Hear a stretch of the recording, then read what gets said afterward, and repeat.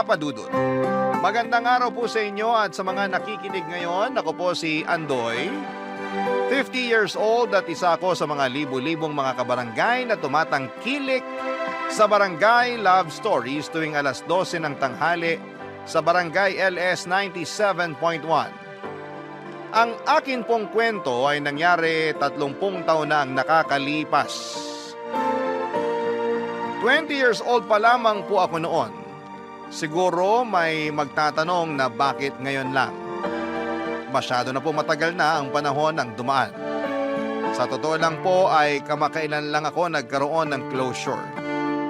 Kung paano po ay sa huling parte ng liham ko po sasabihin sa inyo. Hayaan niyo pong ibalik ko muna kayo noong mga panahon na yon. Sa edad na 20 anyos ay ulila na po akong lubos. Wala din po akong kapatid kaya mag-isa na lamang po ako sa buhay noon. Para may taguyod ang sarili ko at higit sa lahat ay makaipon ay madami akong pinasok na trabaho. Nagkakargador ako sa palengke, nangangalakal at umi-extra sa pagpipedicab. Ang iniipon ko po ay nilalaan ko para sa pag-aaral at sa pangarap ko din pong makapagtapos ng kolehiyo. Naitaguyod naman po ng mga magulang ko ang elementary at high school, pero kinailangan kong tumigil kasi una ay pumanaw si tatay at kalaunan ay sumunod naman si nanay. Dahil po sa kalyang buong panahon ko ay marami akong nakikilalang tao. At isa na po doon ay si Maylene, 22 years old na po siya noon. Graduating na sa kurso niya. Nag-iisang anak po siya ng nanay niyang si Aling Gila. 40 years old naman siya noon. May kasungitan po si Aling Gila, hindi naman po sa namimintas ako. Pero mata pobre po siya. Mataas po siya, ang pangarap niya sa buhay at para sa kanya ay si Maylene ang tutupad na mga yon. Kabaliktaran naman ni Aling Gila si Maylene na ubod ng bait, maalalahanin at mapagmahal. Nung unang maisakay ko siya sa pedicab ko ay may kung ano na akong naramdaman para kay Maylene. Pero syempre hindi naman po maganda ang buhay ko kaya naman sinolo ko na lamang ang nararamdaman ko. Medyo hindi po maganda ang unang pagkikita namin ni Maylene kasi habang nasa biyahe na kami sa pedicab ay bigla siyang nagpanik kasi nawawala po ang wallet niya. Alalang-alala ito kaya sinabi ko na huwag alalahanin ang bayad sa pedicab. Libre na yon pero syempre po importante ang wallet niya. Kaya hindi naman natapos ang pag-aalala niya. Dinamayan ko na lamang po siya. Ang ginawa ko po ay sinamahan ko siya na balikan ang lahat ng lugar na pinuntahan niya ng araw na yon para makapagtanong-tanong. Doon po kami nagkakilala ng lubusan.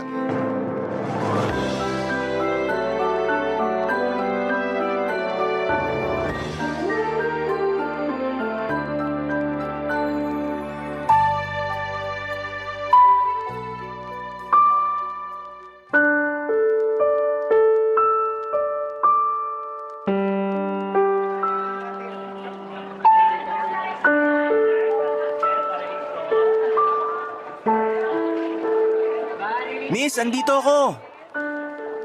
Kumusta? Nakita daw ba nila yung wallet mo? Hindi eh. Tara, puntahan pa natin yung ibang lugar na napuntahan mo. Ito na yung huling lugar na napuntahan ko.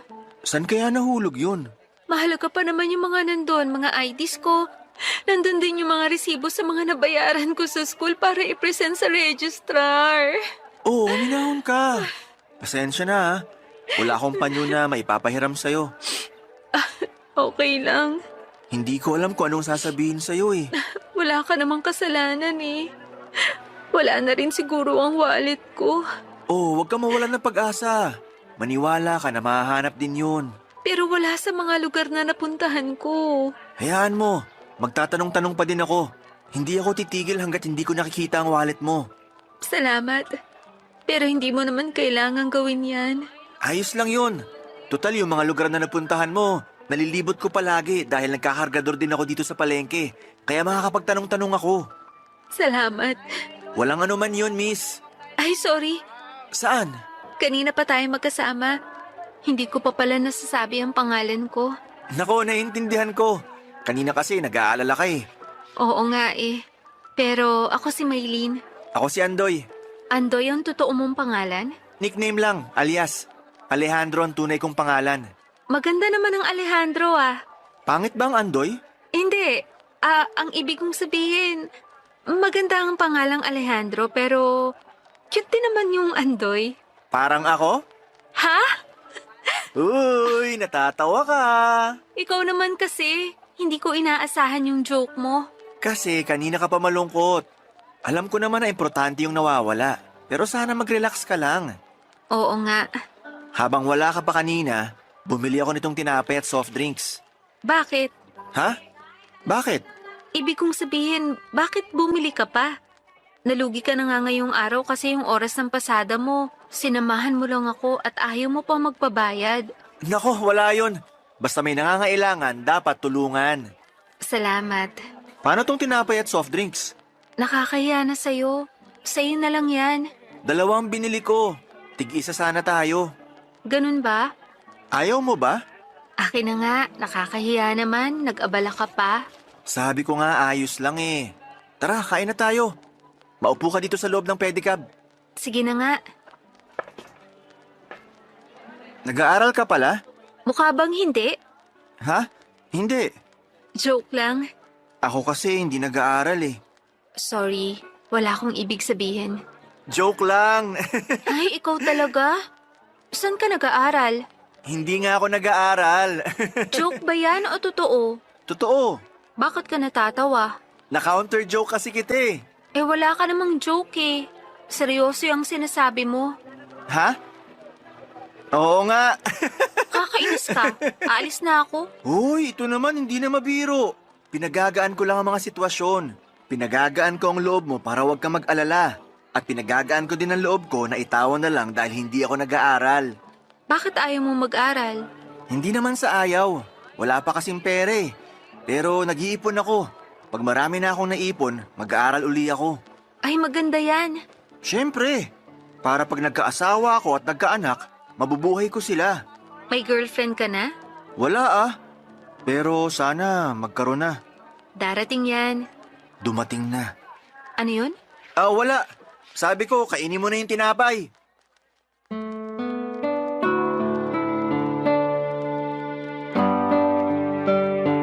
Papadudot, napakasaya noong araw na yon. Sa totoo lang, noon lang ako sumaya ng ganon. At si Maylene ang dahilan. Mahaba pa ang naging kwentuhan namin kasi umikot pa kami para magtanong-tanong tungkol sa wallet niya. Kahit na wala kong kinita ng araw na yon ay iba pa din ang pakiramdam. Napakasaya ko talaga na nakilala ko si Maylene. Nalaman ko pa kung saan siya nakatira kasi hinatid ko siya sa mismong bahay nila.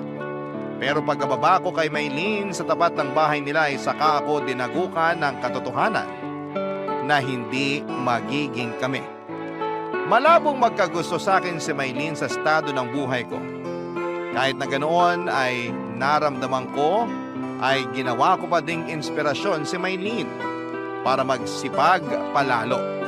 Kung doble ang sipag ko noon ay triniple ko pa para mahabol ko ang estado ng buhay nila. Madalas kaming nagkakasalubong ni Maylene sa mga lugar na pinupuntahan niya. Hindi dahil sa gawa ng pagkakataon kundi inalam ko talaga kung saan siya nagpupunta at ang schedule niya. Naging stalker ako sa mabuting paraan, Papa Dudut. Kasi gusto ko lang naman na safe si Maylene sa pagpasok at pag-uwi sa kanila. Nakikita ko din naman na hindi naiilang si Maylene sa mga pagkakataon na nagkikita kami. Ramdam ko din naman na masaya siya, Papa Dudut.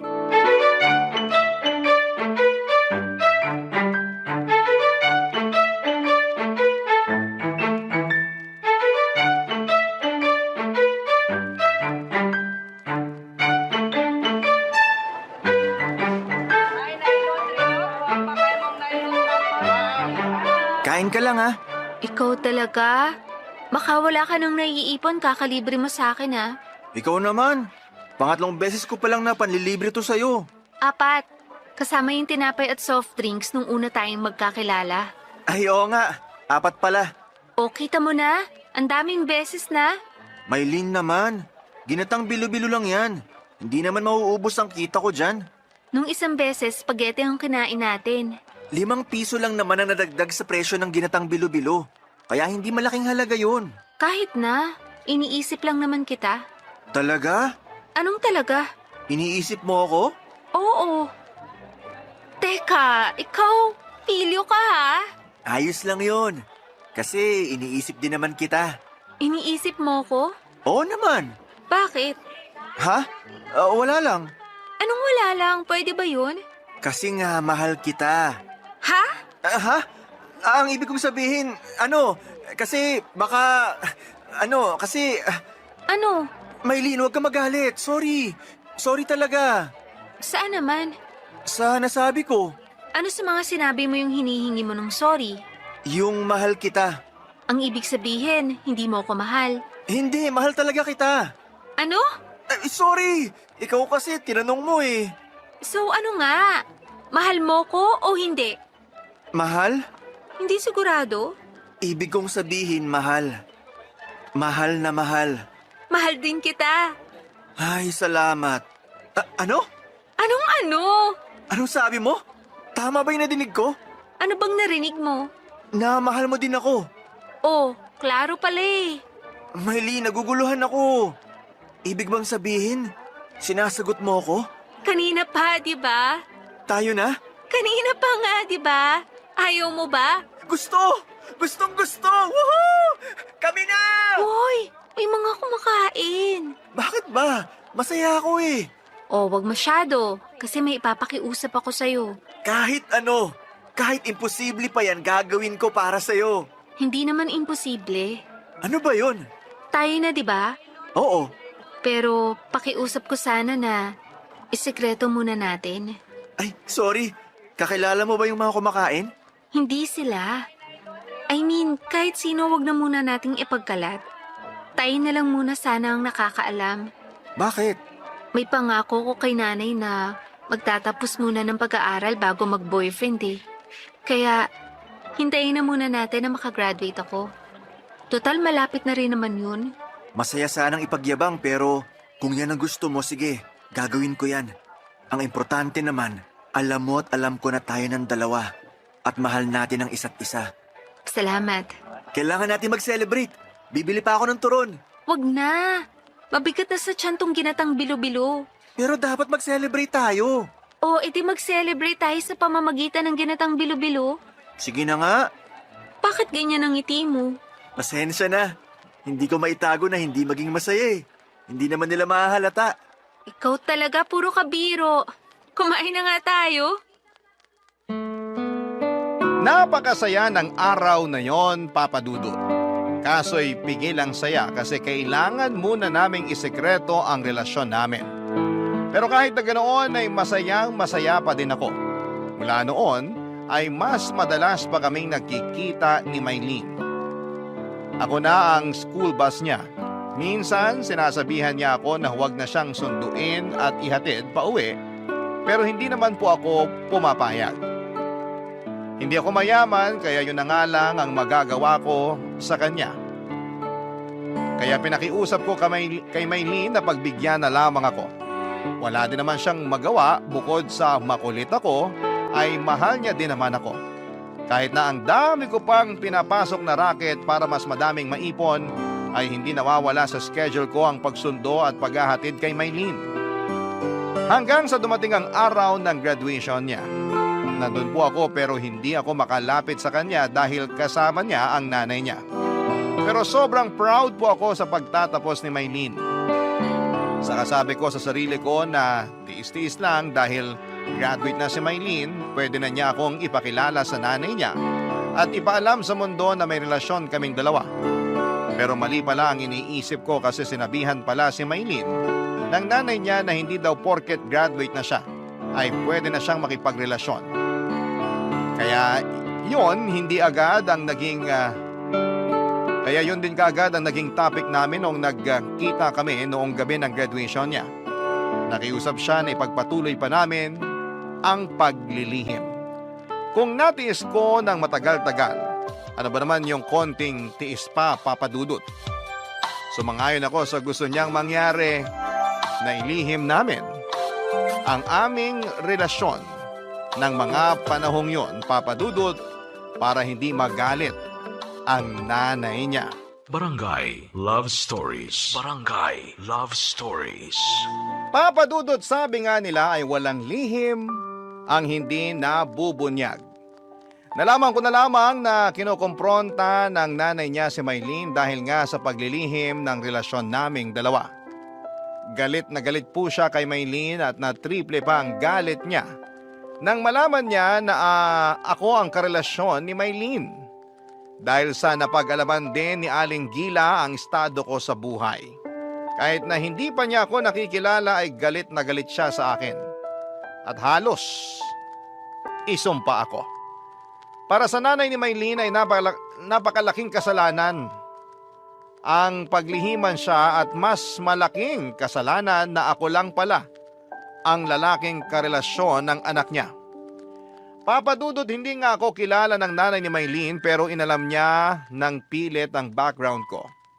At nang makilala ako ay iniskandalo ako ng ilang beses.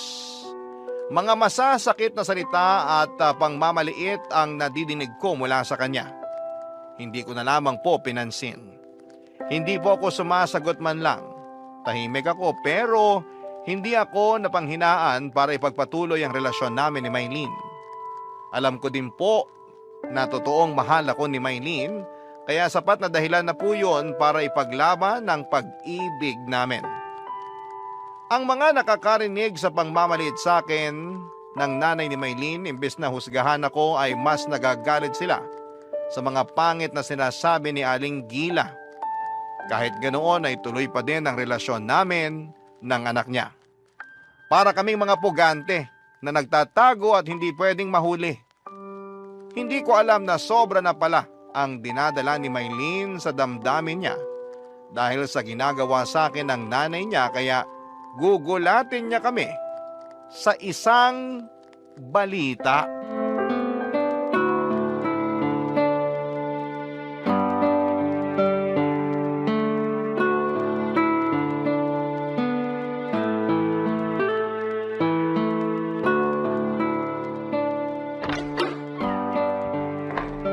Anak, bakit ngayon ka lang? Ay, bakit mo kasamang lalaking yan? Magandang gabi po, Aling Gila. Lumayas ka rito. Ang kapal naman ng pagmumukha mong tumuntong sa tahanan ko. Nay, tama na. Aalis na muna ako, Maylene. Hindi, dito ka lang. Sino ka para magdesisyon dito? Tahanan ko ito. Ganun ba, Nay? So, wala po akong karapatan dito? Paalisin mo ang lalaking yan kung gusto mo ng karapatan. Hindi! Maylene, baka mag-away kayo. Aalis na ako. Umalis ka na. Hindi siya aalis, Nay. Nandito kami dahil may sasabihin kami sa inyo. Sabihin mo na. Tapos paalisin mo na yung lalaking yan at ayoko nang makita ang pagmumukha niyan dito kahit kailan. Buntis po ako. Si Andoy ang tatay. Ha? Hayop kang lalaki ka! Lumayas ka rito! Ang kapal na mukha mo! Sinira mo ang mga pangarap ko para sa anak ko! Nay, pangarap mo sa akin o pangarap mo lang? Isama niyo naman ako sa mga plano niyo. Bakit ikaw nagplano ka ng ganyan? Sa palagi mo matatanggap ko yan? Nangyari na to, Nay. Wala na tayong magagawa. Ipalaglag mo yan! Ano? Nay, naririnig niyo ba ang sarili niyo? Ipalaglag mo yung batang yan o putulin mo ng pakikipagkita sa lalaking yan! Hindi ko akalain na kaya niyong sabihin ang mga bagay na yan. Ipalaglag? Hindi ba kayo natatakot? Wala na akong pakialam. Parusahan ako, basta huwag ka lang mapunta sa lalaking yan! Pwes, Nay, nakapagdesisyon na rin ako sa gagawin namin. Aalis na lang ako dito at magsasama na kami ni Andoy. Ano? Tigilan mo yung kahibangan mo! Sorry, Nay. Paalam po. Halika na, Andoy. Ha? Sandali! Aalis na kami, Nay. Huwag anak, huwag ka aalis! Ay, pasensya ka na sa nasabi ko. Hindi ko sinasadyang masabi na magpalaglag ka. Huwag kang umalis. Sige po. Pero sa isang kondisyon. Dito rin titira si Andoy. Ano? Siya ang tatay ng anak ko kaya dapat kasama ko siya. Anak, ano ba naman yan? Kung hindi po pwede, aalis na lang kami. Sandali. Sige na. Dito mo na patirahin yung lalaking yan. Baka sinasabi niyo lang po yan. Hindi. Payag na ako. Huwag ka lang umalis, anak. Sana pakasamahan niyo na maayos si Andoy. Nay, Oo na. Sige na, papasok na muna ako sa kwarto. Masakit ang ulo ko.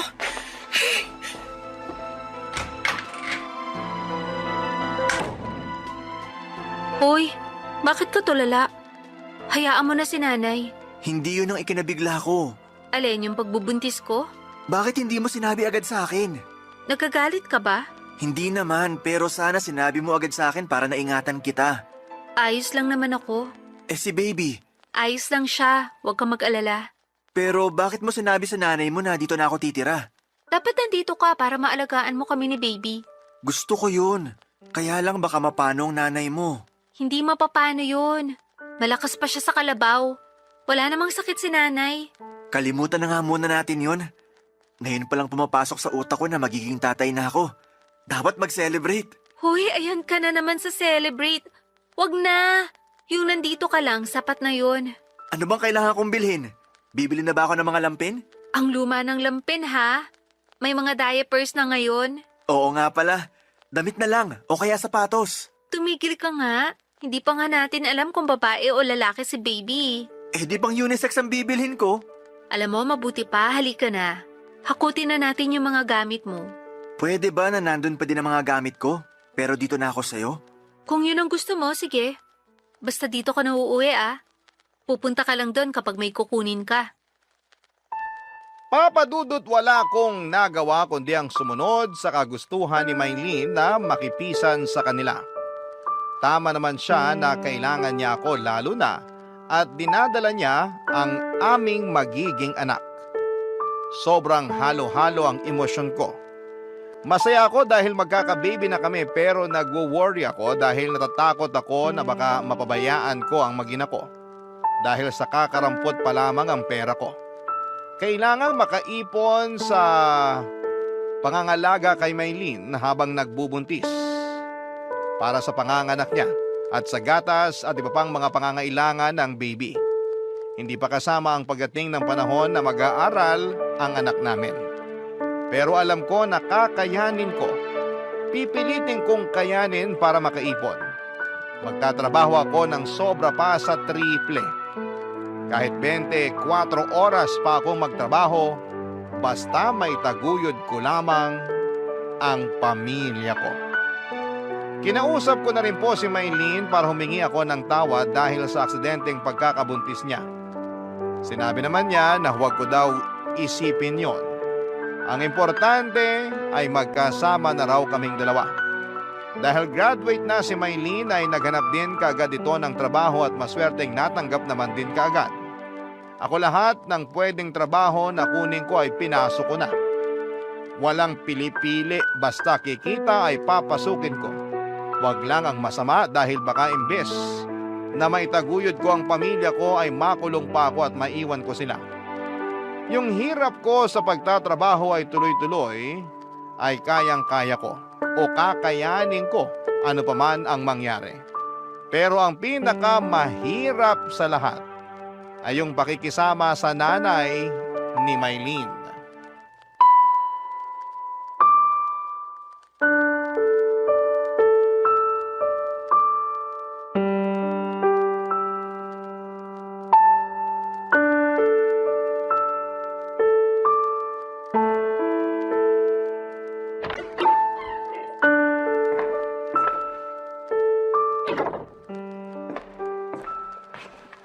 Naku, nandito na palang senyorito.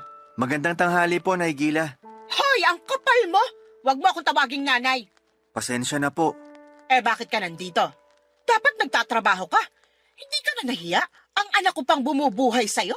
Gusto ko po magbigay ng pera, pero sabi ni Maylene itago ko na lang daw sa bangko para sa pangangailangan sa hinaharap.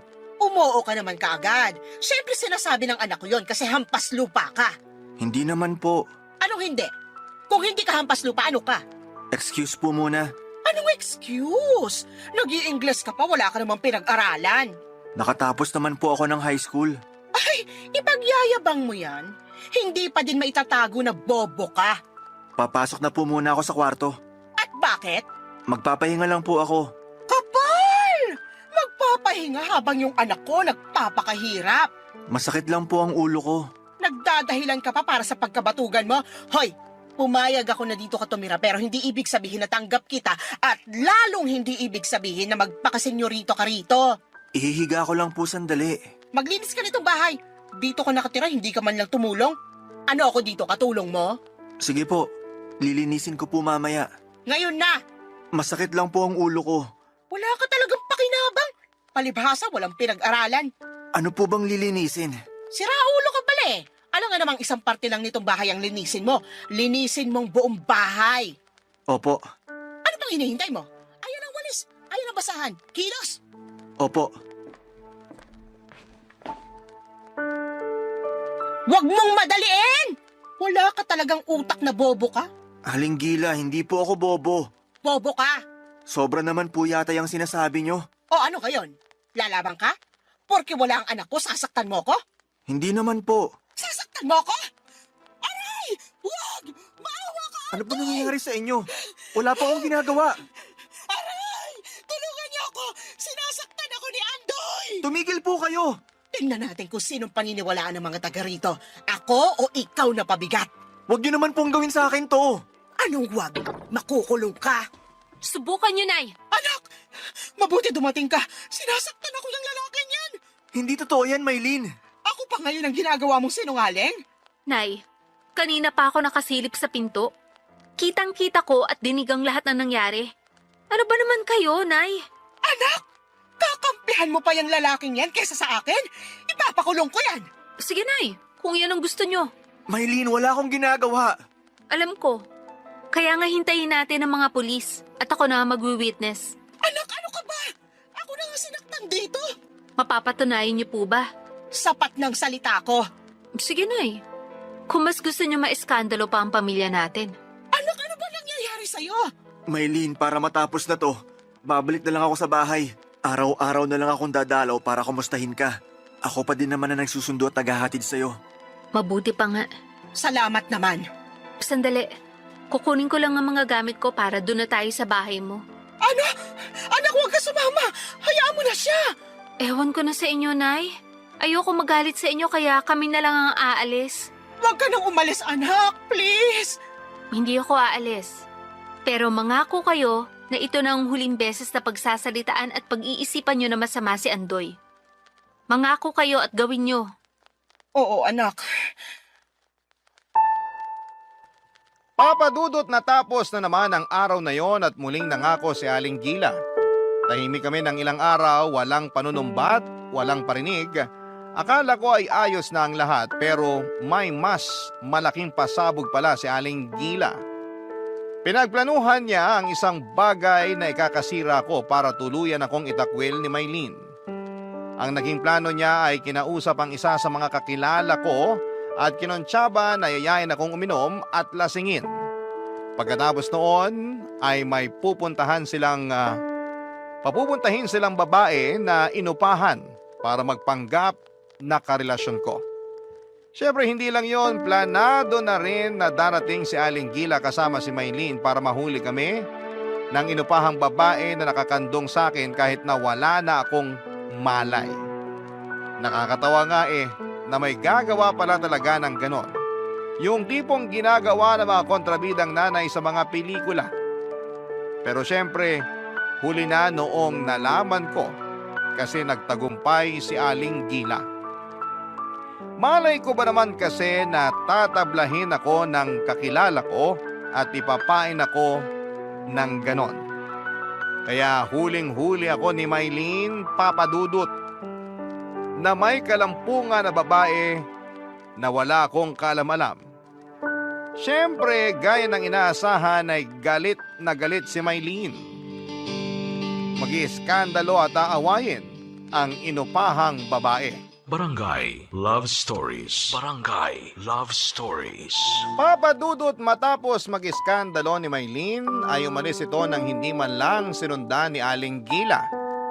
Nagpaiwan siya para makausap ang mga kakonsyaba. Inabutan niya ng pera ang kakilala ko pati ang babaeng inupahan niya. Nang hingi pa ng dagdag ang babae dahil wala naman daw sa usapan na masasampal siya ni Maylin.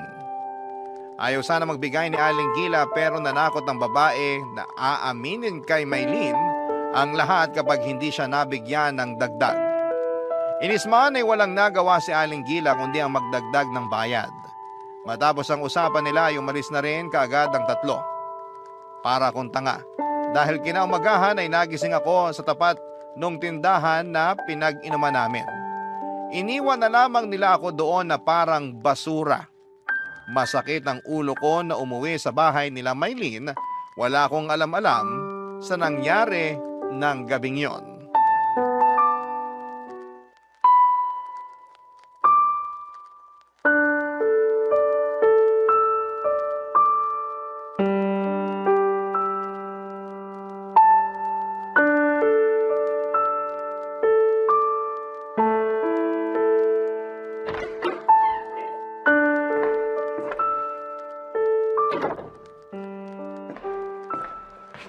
Ayun na ang magaling na lalaki. Magandang umaga po, Aling Gila. Talagang magandang umaga ko ngayon. Ewan lang sa'yo. Po? Ewan ko sa'yo. Si Maylin po. Bakit? Nasaan po siya? Iwan mo muna kami, Nay. Tawagin mo lang ako.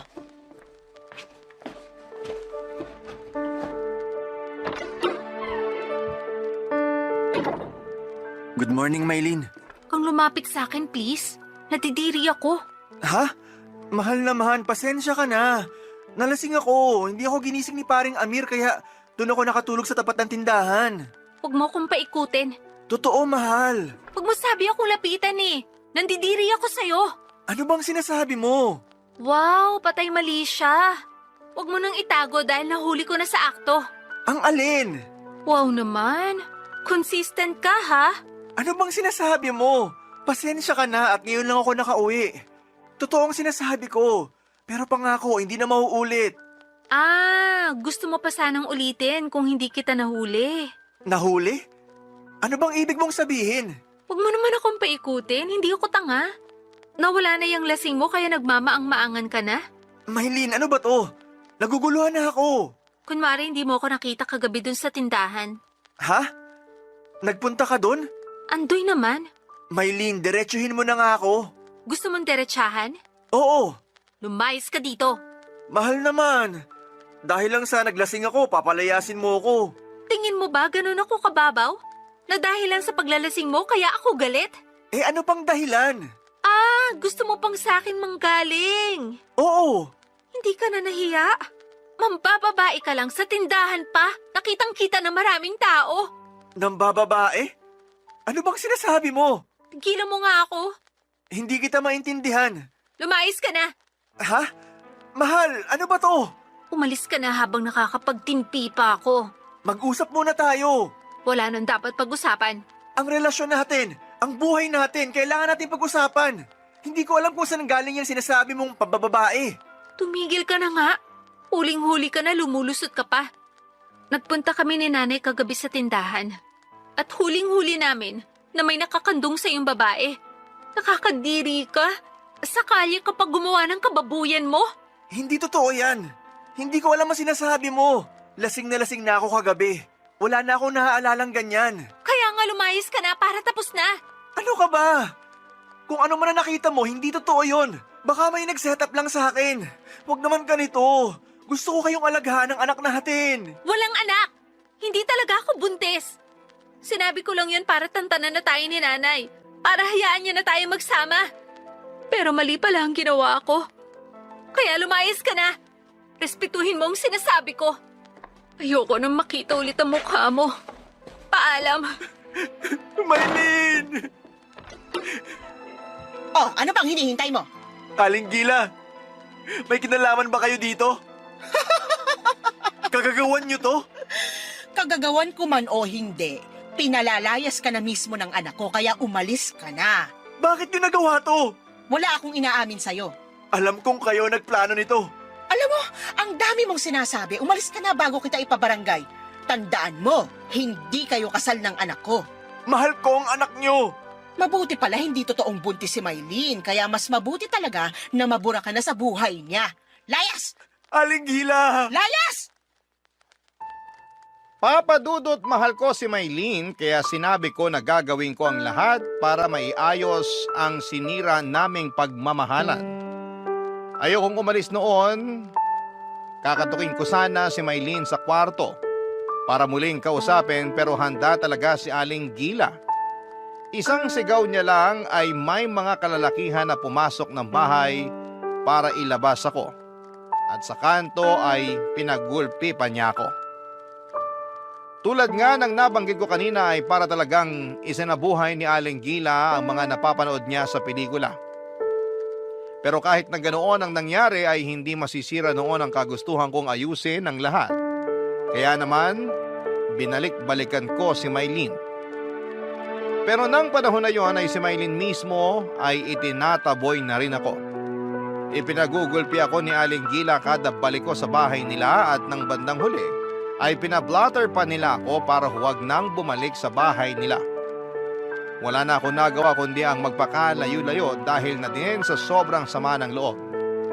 Ginamit ko ang nangyari para mas magpursige pa sa buhay para makaangat. Kumuha ako ng 2 taon na kurso gamit ang inipon kong pera. Si Maylene naman ay nabalitaan kong ipinakasal ni Aling Gila sa isang lalaking may kaya sa buhay. Pero nabalitaan ko din na wala pang 1 taon matapos ang kasal nila ay naghiwalay din ang dalawa dahil sa mga kakaibang ugaling ipinakita ng napangasawa niya. May pagka-bayolente ang lalaki at laging sinasaktan si Maylene. Naawa po ako sa sinapit niya pero wala na akong karapatan para manghimasok pa.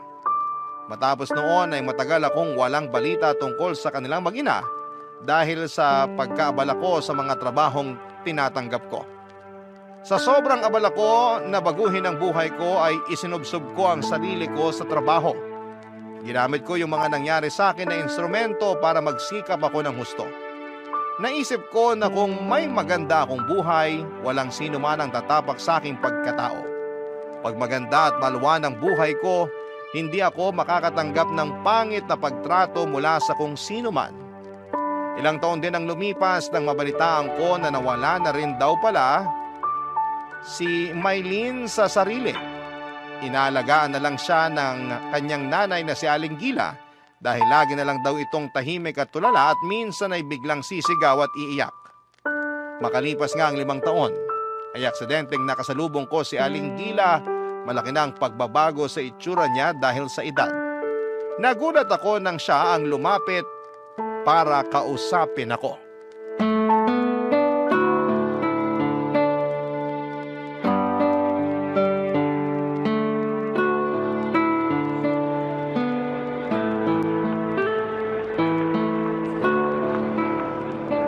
Andoy, Aling Gila, kayo ba yan? ako nga. Magandang umaga po. Magandang umaga din. Kamusta po? Eto, hindi maganda ang buhay. Hindi naman po siguro. Ang gara naman ang pananamit mo. Salamat po. Kotse mo yan? Opo, napag-ipunan kaya nakabili. Maganda at mukhang mamahalin. Sakto lang naman po. Natapos na din hulugan.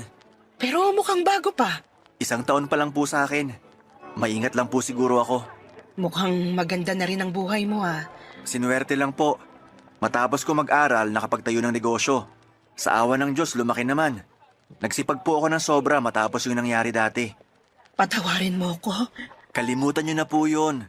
Nakatulong naman po sa akin para magsipag pa ng sobra. Patawad.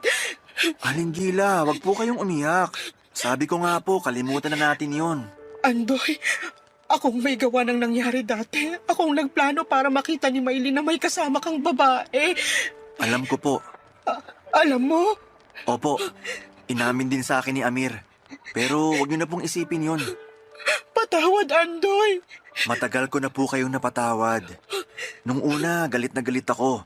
Pero natutunan ko magpatawad at makalimot para walang bitbit sa dibdib, para makakilos ng mas maluwag. Salamat, Andoy. Salamat.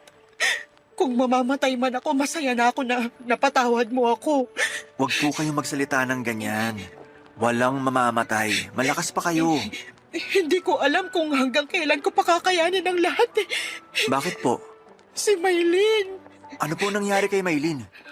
Kamusta po siya? nung mapalayas ka, ay ipinakilala ko siya sa isang lalaki na napili ko para sa kanya. Kaso, sinasaktan pala siya ng hayop na yun. Nabalitaan ko po yan at naghiwalay din sila. Pero ayoko na po manghimasok na dahil ayoko nang sumama na naman ang loob ni Maylin. Andoy, si Maylin, wala siya sa sarili niya hanggang ngayon. Lagi lang siyang tulala. Kasalanan ko lahat. Aling Gila, huminahon kayo. Baka kung anong mangyari sa inyo. Ang anak ko, ako ang may kagagawa ng nangyayari sa kanya ngayon. Huwag niyo na pong sisihin ang sarili niyo. Hayaan niyo, tutulong ako.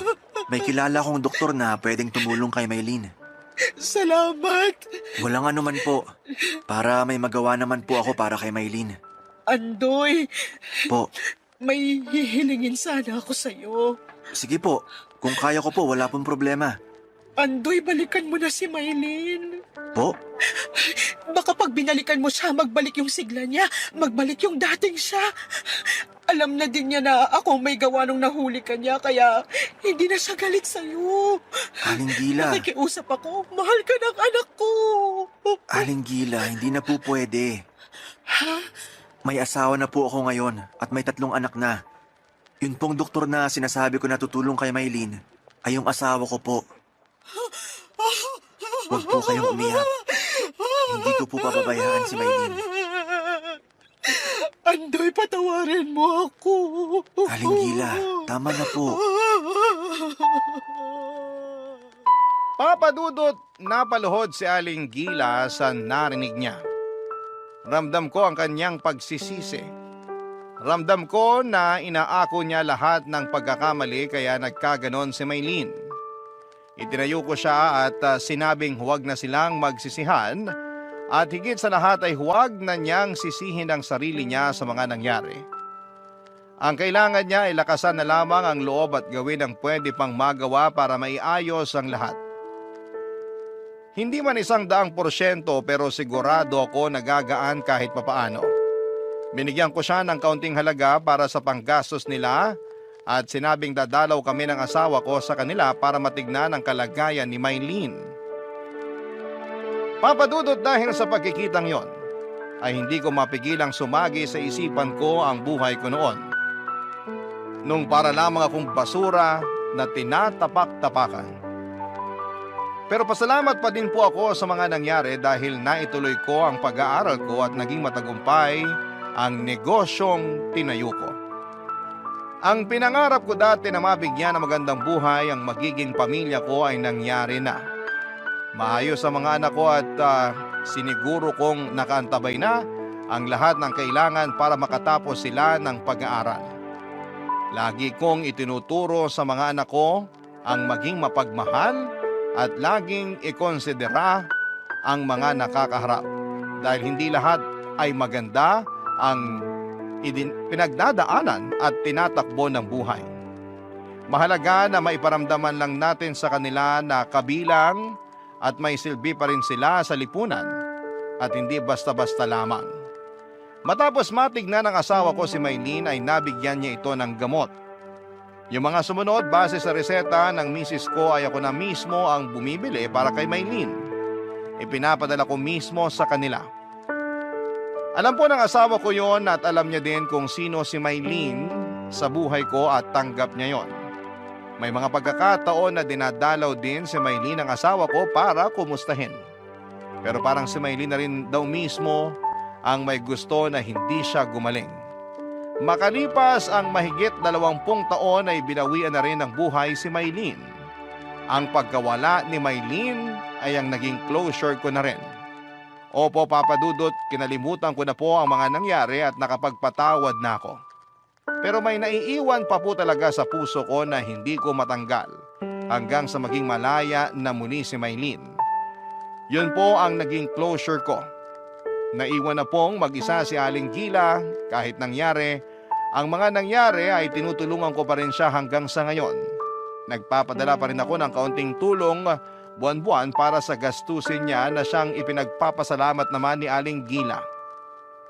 Malaking tulong po sa akin na maibahagi ang kwentong ito habang sinusulat ko ito ay hindi ako umaasa na may tatampok ito sa programa ninyo. dahil alam kong marami ang mga nagpapadala. Ngunit pinagpapasalamat ko po kung sakasakali. Papadudot yung magkaroon lang ako ng lakas ng loob na isulat ito at mailahad ang damdamin ko ay sapat na para sa akin na tulong para sa kapayapaan ko na rin. Maraming salamat po at sa lahat ng mga kasama mong bumubuo ng Barangay Love Stories. Hindi nyo lang alam kung anong tulong ang naibibigay ninyo sa isang katulad ko na kailangan ng platform na ito na mapaglalaharan ng mga saloobin. Maraming salamat po sa pagbasa ng aking kwento at nawa ay manatiling nakatutok ang mga kapuso natin sa Barangay Love Stories. Ang inyong forever kapuso at kabarangay, Andoy. Dear Papa Dudut, hindi ko pa nasisimula ng sulat ko na ito pero nag-aagaw na ang buhos ng luha at sipon ko. Hindi ko po kasi mapigilang mag-emote habang nire-rewind sa utak ko ang lahat ng masakit na pinagdaanan ko para lamang ma-share sa inyo. Ako po si Ika, Certified Probinsyana. Simula pagkabata para na akong may phobia sa salamin kasi tuwing titingin ako, parang sinisigawan ako ng mundo. Unfair ako sa iyo, deal with it. Imagine, ang bata ko pa. Pero marunong na akong mag-self-pity. Hindi kasi ako pasok sa beauty standards tapos ay bonus pa na habi ng kalaro ko at kaklase ko ang gawing stand-up comedy material ang itsura ko. Buti na lamang nanay ko ang #1 fan ko. Lagi niyang sinasabi na anak maganda ka, sila lang ang bulag. Ang sweet hindi ba? Pero let's face it. Alam naman nating lahat na walang pangit sa mata ng isang ina. Kaya habang nasa mundo pa ako ay tinitibayan ko ang loob ko araw-araw. Sabi ko nga anong laban ng insecurities ko kung naliligo ako araw-araw at walang amoy putok. Panalo na yan. Dahil nga sa pambubuli napaaga ang pag-develop ng superpower ko. Self-love with a touch of humor at katalinuhan. Kung hindi man ako visual sa paningin nila, di paponggahin na lang ang utak ko. Kaya papadudot consistent honor student ako. Abang ang mga bully ko hanggang doon na lang sa likod ng class picture, abang ako ay bida sa harapan. Hawak ang medalya. Eventually, nagkaroon ako ng mga kaibigan na hindi na pinapansin ang physical ko. Sila ang katuwang ko sa tawanan, iyakan at mga asaran. Pero habang sila ay may mga high crush moments, ako taga-abot lang ng sulat at audience ng love story nila. Nung nagkaedad pa ako, sabi ko baka destiny ko na lang talagang maging professional tita. Pero isang araw ay dumating si Nathaniel. Guwapo, mabait at parang leading man sa teleserye ng buhay ko. Crush ko siya, Papa Dudut. Sa isip ko ay siya na ang sagot sa dasal ko. Pero sa table namin, parang Tita Ika talaga. Ang vibes ko sa kanya, Papa Dudut.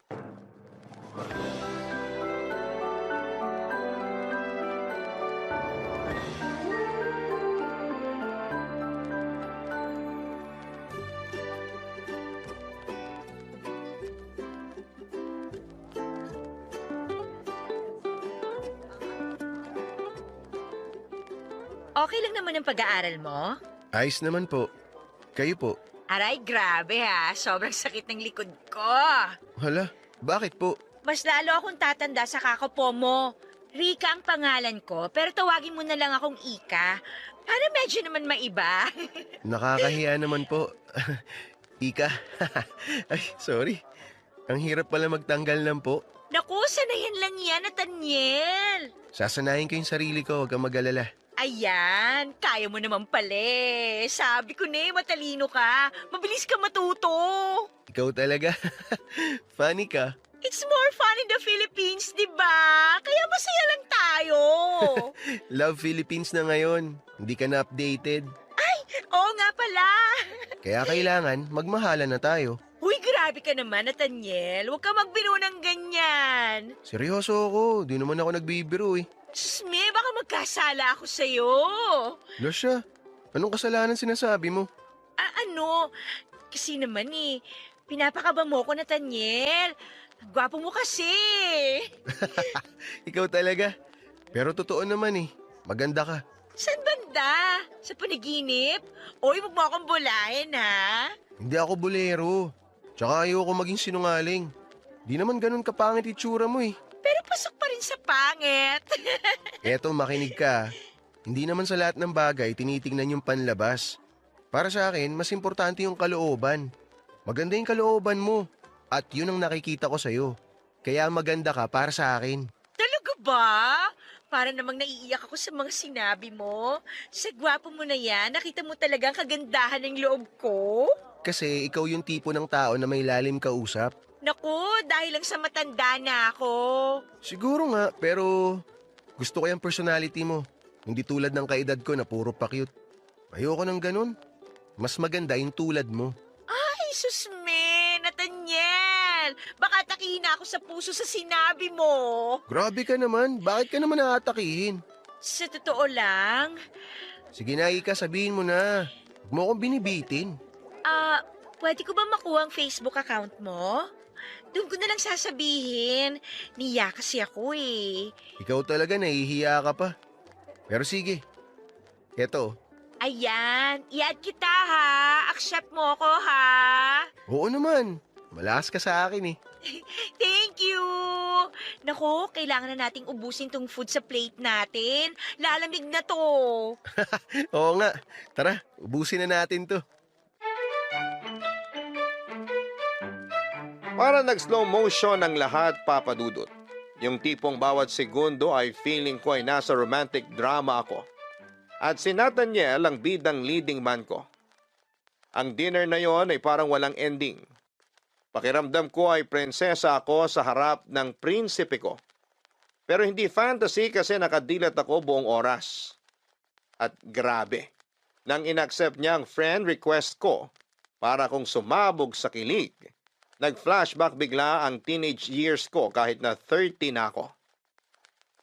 Ang pinaka nakakakilig, yung nag-offer siya na ihatid ako pauwi. Aba, sinong tatanggi doon?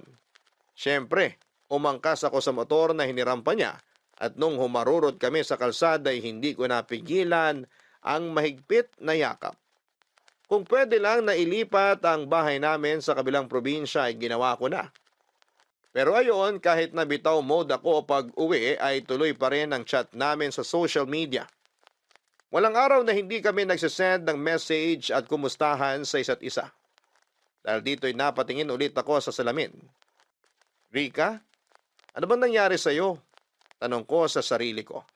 Aba, nagbi-makeup na rin ako para kahit papaano magmukhang fresh sa mga date namin. Fast forward. Nung nag-date kami ay napansin niya na nag-makeup ako. Nagustuhan niya naman. At pagkatapos ng date namin ay hinatid niya naman ako sa bahay. Dito hindi na napigilan ang katawang lupa ko at may nangyari sa aming dalawa, Papa Dudut. Sa unang pagkakataon, naramdaman kong totoo pala yung sinasabi sa pelikula na you are beautiful in someone's eyes. Si Nathaniel, ang gwapo kong knight in shining armor, ay minahal ako. Hindi dahil sa itsura ko kundi dahil sa kung sino ako. Ang init na mga yakap niya, ang pangaangkin niya, para kung nasa ulap. Paulit-ulit naming pinatunayan sa kama na may spark talaga kami, Papa Dudut. Pero tulad ng sabi nila, hindi lahat ng maganda ay pangmatagalan. Unti-unting lumabas ang dark side ni Nathaniel. Sa bawat dalaw niya, may kasamang hingi. Una, pera para sa rent ng motor. Sunod ay pang tuition. Tapos pang project. Hanggang sa patina sa pamilya niya ay ako na rin ang sponsor. At kahit halata naman na parang pineperahan niya ako ay hindi ko magawang magalit. Mahal ko si Nathaniel at binigay niya naman ang pangangailangan ko. Hindi naman ako lugi, sabi ko. Pero dumating din sa punto na sobrang komportable na niya. Nagdadala na ng barkada sa bahay ko, lasing paminsan at syempre may kasama pang hingi ng pambili ng alak. Sa bawat tagay nila, para akong natutuyuan ng dignidad, Papa Dudut.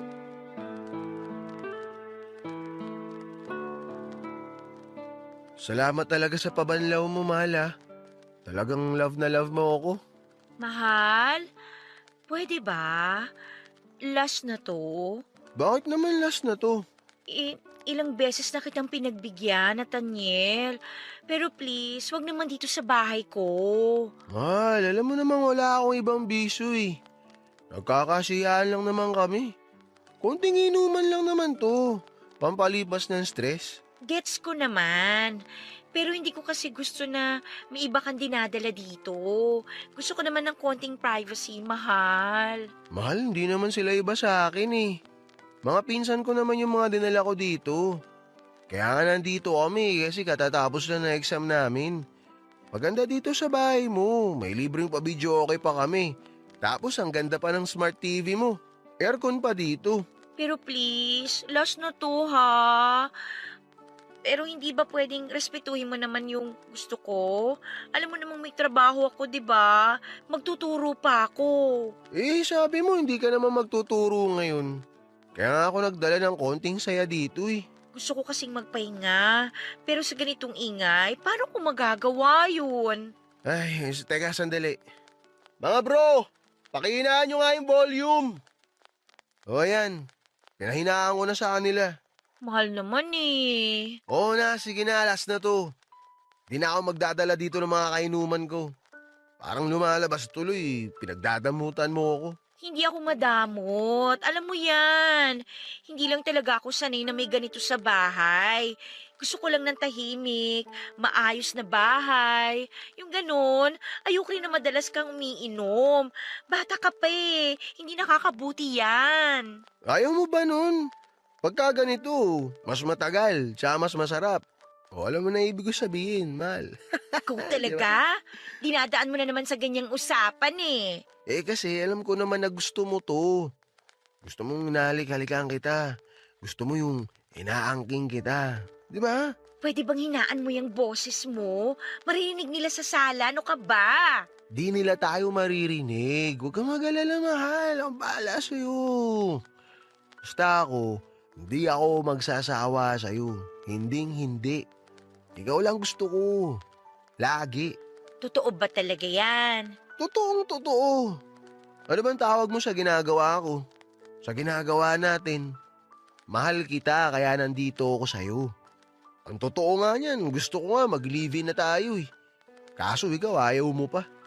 Baka naman katawan ko lang gusto mo sa akin ha. Mahal, hindi ganun. Ano ka ba? Alam mo naman na marami pa akong responsibility. May mga kapatid akong pinag-aaral.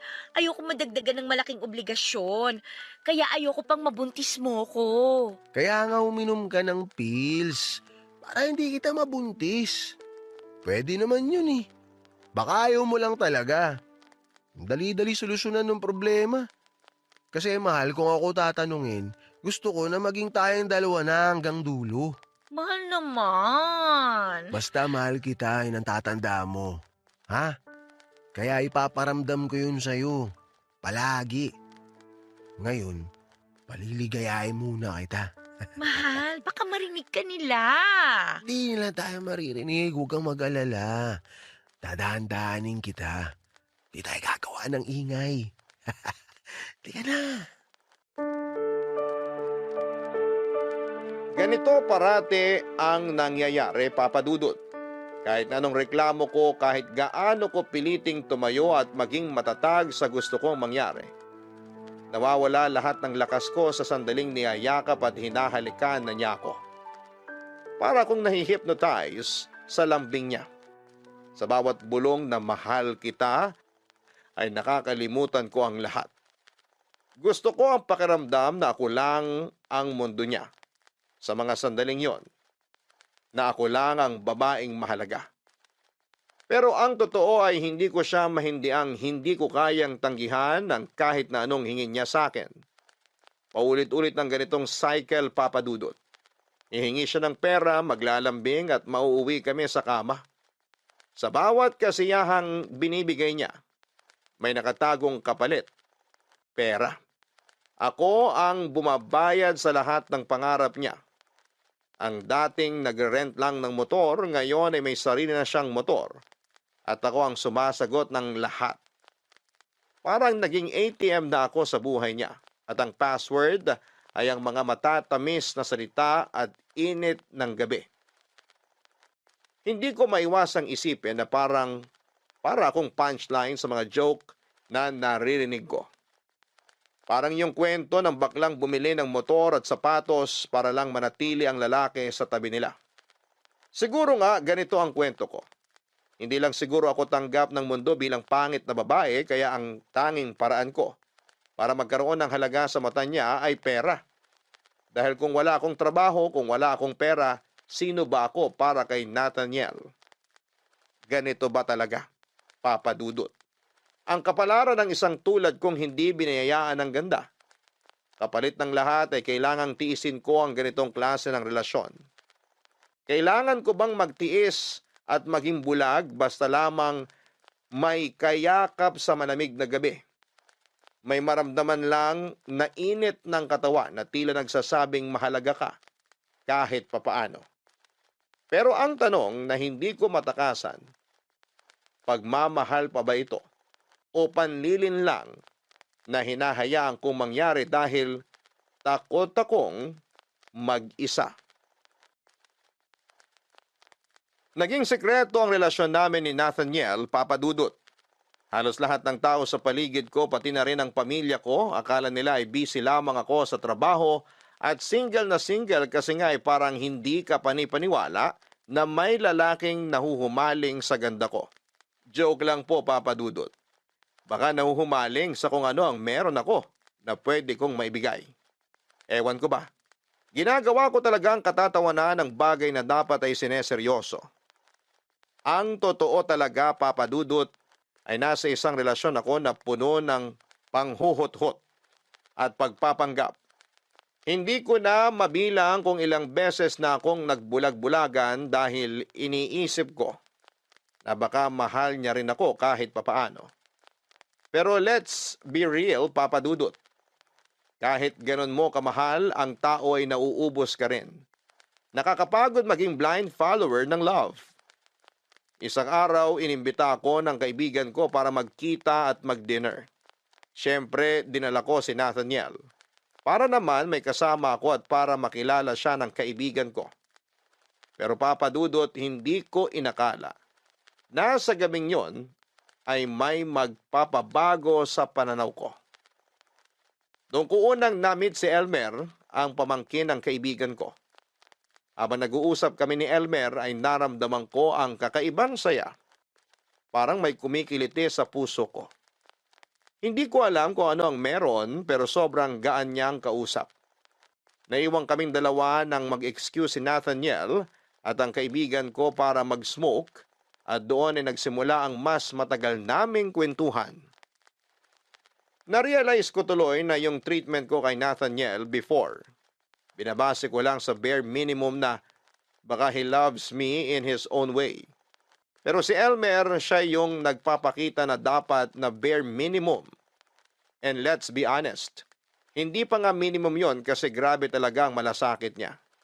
Hindi ko alam kung iniisip ko lang ito dahil sobrang saya ko sa gabing yon o dahil matagal na rin akong hindi nakaranas ng ganitong klase ng atensyon. Pero yun nga, Papa Dudut, pinaramdam sa akin ni Elmer ang isang bagay na akala ko'y matagal ko nang nawala. Ang pagpapahalaga sa sarili.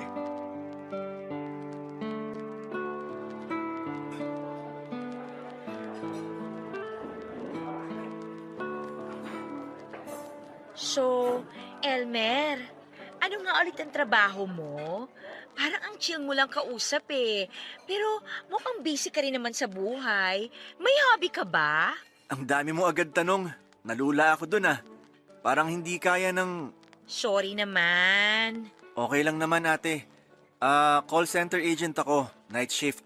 Pero pag hindi ako tinotopak at may free time, nag-freelance photography ako. Mahilig kasi ako mag-capture ng mga raw na moments. Yung hindi pilit, yung totoong kwento sa isang picture. Katulad mo ngayon, parang gusto kong kunan ka ng picture. Hala, baka basag ang camera mo. Hindi ah. Minsan, hindi mo kailangan magpanggap para maging maganda ka sa mata ng iba. Be yourself. Maganda ka. Sus, bolero ka rin pala. Binigyan ka ata ng pera ng tita mo para sabihan ako ng magagandang words. Pero salamat ha. Baka kailangan mo na ng bagong salamin sa mata. Ikaw talaga. Alam mo, like sa trabaho ko, minsan kahit buong effort mo na binigay mo, parang wala lang sa ibang tao. Parang background music ka lang sa buhay nila. Pero okay lang. Ang mahalaga, nagawa mo ng maayos ang trabaho mo. Ikaw talaga, iba ka. May kaya naman kayo sa buhay pero nagtatrabaho ka? Si ate talaga. Hindi naman pwedeng walang trabaho sa Pinas. Hindi pwedeng nakatunganga lang at maghihintay ng biyaya. Dapat pinagtatrabahuhan. Kapag ang pera galing sa pawis, mas pinahahalagahan mo. At saka hindi mo basta-basta ginagasta sa kung ano-ano lang. Sina lola ko, tita at tito ko lang yung mayaman. Ako, corporate slave. Tsaka hindi naman natin masisisi yung iba. Kasi mahirap din naman talagang makapasok ng trabaho sa Pinas. Alam mo, pareho tayo. Sa ESL teaching ko naman, minsan pakiramdam ko, ako lang ang nagpapaka-effort para lang mag-aral yung student ko. Yung iba, parang walang pakialam. Requirement lang nila ang mag-log in. Nakakabagot din lalo na kung susungitan ka pa. Susme, gusto ko na lang mag-log out minsan. Wag ka. Sobrang relatable. Dati, isang client ko, galit na galit kasi daw hindi ko siya maintindihan. Siya kaya, parang radyo na walang signal. Ako naman, isang student ko, sabi sa akin, "Teacher, are you sure you know English?" Grabe! Gusto ko siyang sagutin ng, "Ikaw kaya turuan ko ng Tagalog, tingnan natin." Nakakatuwa ka kausap. Kaya siguro kahit toxic na yung paligid, nadadala mo lang ng light. Hindi naman. Minsan nga iniisip ko kung tama pa ba ang ginagawa ko. Pero hearing that from you, parang ang gaan lang. Uy, thanks ha! Uy, parang ang saya nyo ah. Mahal, baka naman pinagpalit mo na ako sa pinsan ng kaibigan mo ah. Halika na. Masayang kausap si Elmer. Feeling ko magkakasundo kayo. Ah, ganun? Kung sa tingin mo magkakasundo kami, baka nga magkasundo kami. Ano ba pinag-uusapan nyo? Sa gitna ng malateleseryeng twist ng buhay ko ay may mga eksenang parang boom. Dumarating ng hindi mo inaasahan. Ganito na ganito ang peg noong dumating si Elmer sa eksena, papadudot, ibang level siya. Hindi siya yung typical na lalaki na magbibigay ng hi, hello, bye na vibes. Para siyang walking TED Talk. Pero promise, walang dull moment. Kahit ang usapan lang ay tungkol sa ulam, biglang nagiging deep at meaningful. Habang kausap ko siya ay parang may slow-mo ang mundo ko. Tapos kami lang ang nakafocus. Ang gaan, ang saya at kahit feeling ko ang bigat-bigat na ng buhay ko. May mga sandali rin na hindi ko malimutan ang kakaibang tingin niya na ibinibigay sa akin. Gaya nung nakita niya kaming naghalikan ni Nathaniel matapos ang dinner. May halong malasakit at pangunawa ang kanyang tingin.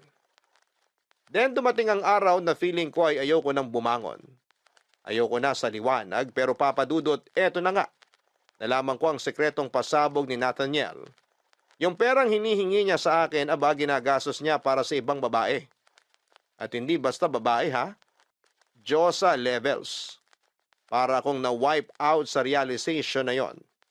Na-realize ko na paano ko hinayaang magpakababa ng ganito. Si Elmer, alam ang lahat, ramdam ko ang pagkabahala niya. Pero mas naramdaman ko ang alaga niya. One time, sinabi niya sa akin ang mga salitang parang direct hit sa puso ko. Rika, mas mahalaga ka kesa sa iniisip mo. Huwag kang pumayag na tratuhin ka ng mas mababa sa deserve mo, ang sabi niya. Papadudot, umiyak ako noon sa harap niya. Imagine isang tao na nakita ang worth ko. Kahit ako ay hindi ko na makita ang sarili kong halaga. Kaya kinumpronta ko si Nathaniel at nag-ipon ako ng lakas ng loob para harapin siya.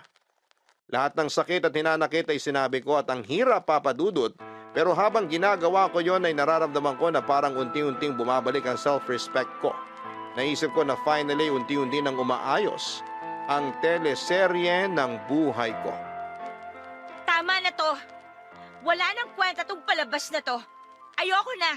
Tapos na tayo. Mahal, ano ba nangyayari sa'yo? Saan ba nanggagaling yung mga pinagsasabi mo? Pwede ba mag-usap muna tayo ng matino?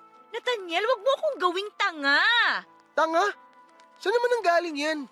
Paano kita ginagawang tanga? Tigilan mo na yan. Alam ko na yung babae, yung pera, lahat ng kasinungalingan mo. Mahal, teka lang ha. Time out muna.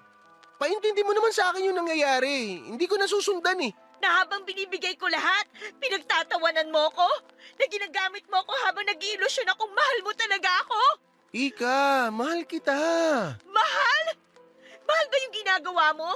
Gagamitin mo ko, sasaktan, tapos yung perang hinihingi mo, ginagastos mo sa ibang babae? Yan ba yung pagmamahal? Huwag mo ako pinagloloko, Nathaniel! Mahal, please. Pag-usapan natin to. Alam kong kaya nating ayusin to. Huwag ka muna magpadalos-dalos. Hindi kita kayang mawala sa buhay ko. Hindi, Nathaniel. Pinili mong sirain yung relasyon natin. Yung tiwala ko, pati ako. At ngayon, ikaw ang mawawala. Mawawala ka na sa buhay ko. Oh, sige. Nagkamali ako. Okay. Pero babawi ako. Bigyan mo lang ako ng isang chance. Wala nang chance. Wala nang aayusin. Sa wakas, nakita ko na kung gaano kababa yung trato ko sa sarili ko dahil sa'yo. Pero tapos na yon. Deserve ko ang masigit pa. Ako ang deserve mo. Hindi mo ko kayang iwan, Ika. Alam ko yun. Hindi mo kaya. Sino may sabi? Ikaw? Well, newsflash. Kaya ko. At ginagawa ko na ngayon. Tama ng lahat ng kalokohan mo. Tama ng paggamit mo sa akin. Panggagamit? Uy, Ika. Huwag kang magmalinis. Ginagamit mo rin naman ako eh. Ano? Paano mo nasabi yan? Sino ba nagbibigay ng saya sa'yo? Di ba ako? Sino bang gumagawa ng lahat para maramdaman mo na mahalaga ka? Ako lang, Ika. Ako. Ako lang ang makakapagbigay sa'yo ng ganong klaseng ligaya. Ako lang. Ang kapal ng mukha mo! Ligaya? Ang ligaya mo, yung ginagamit mo ako para sa pera ko. Walang iya ka talaga! Wow! Tama na yung drama mo, Ika. Lahat ng binigay mo, bayad yon. Binayaran ko yon sa pamamagitan ng paggamit mo sa akin. Kaya huwag kang mag-inarte dyan kung ano-ano pa sinasabi mo. Patas lang tayo. Bayad? Bayad? Ganun ba ang tingin mo sa akin? Negosyo tong relasyon natin? Sobra ka na talaga, Nathaniel! Sinabi ko na nga eh, sige, oo, nagkamali ako. Pero aminin mo rin, Ika. Kaya mo bang iwan lahat to? Kaya mo talaga akong iwan? Sigurado ka? Oo, Nathaniel, kaya ko. At ginagawa ko na. Tapos na tayo. Wala na akong pakialam sa'yo. Simula ngayon, malaya na ako mula sa'yo. Ika, please naman oh. Huwag mo namang gawin sa akin to. Huwag mo akong hawakan. Umalis ka na! Alam mo, Papa Dudut, natutunan ko na talagang ipaglaban ang sarili ko. At higit sa lahat ay natutunan kong pahalagahan ang mga taong totoo ang malasakit sa akin gaya ni Elmer. Hindi ko talaga ine-expect na siya pa ang magiging game changer sa buhay ko.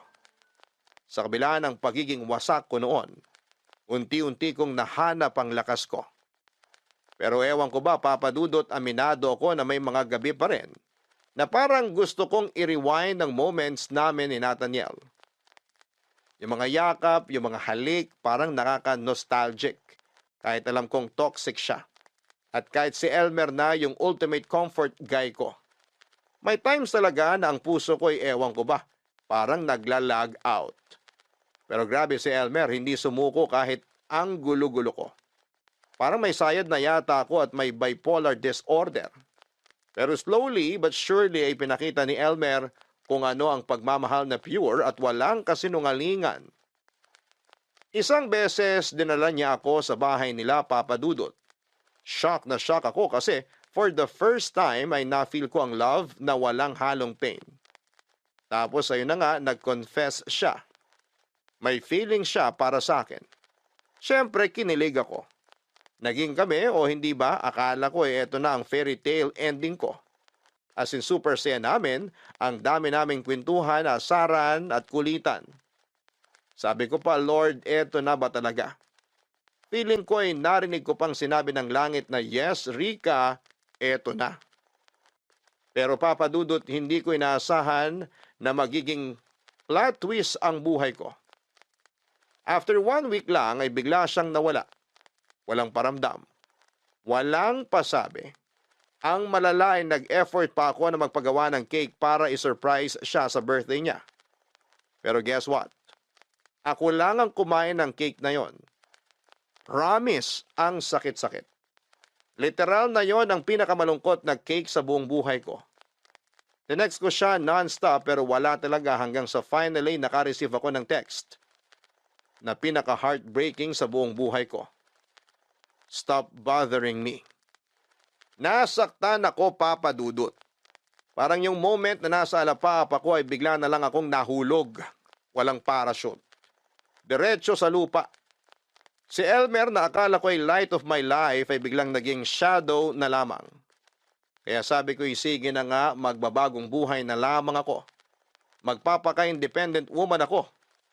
I packed my bags at nagbagyong mag-isa. Supposedly, kami dapat ni Elmer ang pupunta sa Baguio together. Pero ayon, malamig ang Pasko ko. At hindi dahil sa weather kung hindi sa puso ko. Siyempre, nagbabaka sakali pa rin akong makita siya doon pero wala talaga. Tinanggap ko sa mga araw na yon na magiging malungkot ang bagong taon ko at magiging bitter ako sa mga paputok. Pero sa mga sandaling yon, hindi ko inaasahan na magte-text si Nathaniel. Sinabi niya na hindi siya tumigil sa pagmamahal sa akin. At ako raw ang tanging minahal niya. Humingi siya ng tawad sa mga nabitawan niyang salita noon sa akin. Dahil bugso lang daw yon ang matinding damdamin. Naramdaman ko ang pagkagulo ng puso ko, Papa Dudut. Sa panahon na yon ay napaisip ako kung dapat ko bang buksan muli ang puso ko para sa kanya. O dapat ko na bang tapusin ang lahat at magpatuloy na sa bagong simula na ako lang ang magmamahal sa sarili ko. Na forever akong single, na magiging bitter ako sa paputok ngayong bagong taon. Grabe, Papa Dudut. Binigyan ko si Nathaniel ng one last chance. Kasi nga naman, baka sakaling magbago siya, hindi ba? Pero naku, ang ending, hala hindi pa rin pala. Nahuli ko siyang may ibang babae and guess what? Ang habol lang pala niya sa akin ay ang pera ko. Pera, Papa Dudut. Imagine that. Ang sakit, promise, at parang ginawang punching bag ang puso ko. Pero alam mo, hindi ako nagpatalo. Sabi ko sa sarili ko, Ika, hindi ka basura. You deserve better. Huwag kang magpapaloko sa mga kasinungalingan. Kaya kahit ang hirap ay binitawan ko siya. Pero eto to be super honest, minsan ay naisip ko pa rin si Nathaniel. Pero hindi na dahil mahal ko siya. Alam ko na tawag lang yon ang laman, kaya kailangan ko na siyang i-let go. Tapos isang araw habang mag-isa lamang akong nagmumuni-muni, ay naisip kong i-text si Elmer. Ang tagal na naming walang update pero ewan ko ba. Parang biglang gusto ko lang ng kausap kahit friend lang. So ayun, nag-message ako at medyo kabado pa nga ako kung mag-reply siya. Pero nag-reply agad siya. Parang walang nagbago, ang witty, ang daming sense, at ang gaan ng vibe niya ang kausap. Nagkwento ko kay Elmer ng mga ganap ko, pati na rin yung mga walang kwentang mga bagay. Pero alam mo, Papa Dudut, iba siya. Hindi tulad ni Nathaniel, na parang ATM lang ang tingin sa akin, si Elmer, ramdam ko na may malasakit siya. May effort talaga. Nag-decide kaming magkita sa tabing dagat. Doon namin napag-usapan kung ano ba talaga ang meron o pwedeng meron sa amin. Papa Dudut, kakaiba talaga siya. Ang saya ng simpleng moments namin. Parang may spark na hindi nawala. Kahit pa ang tagal na naming hindi nagkita, Papa Dudut.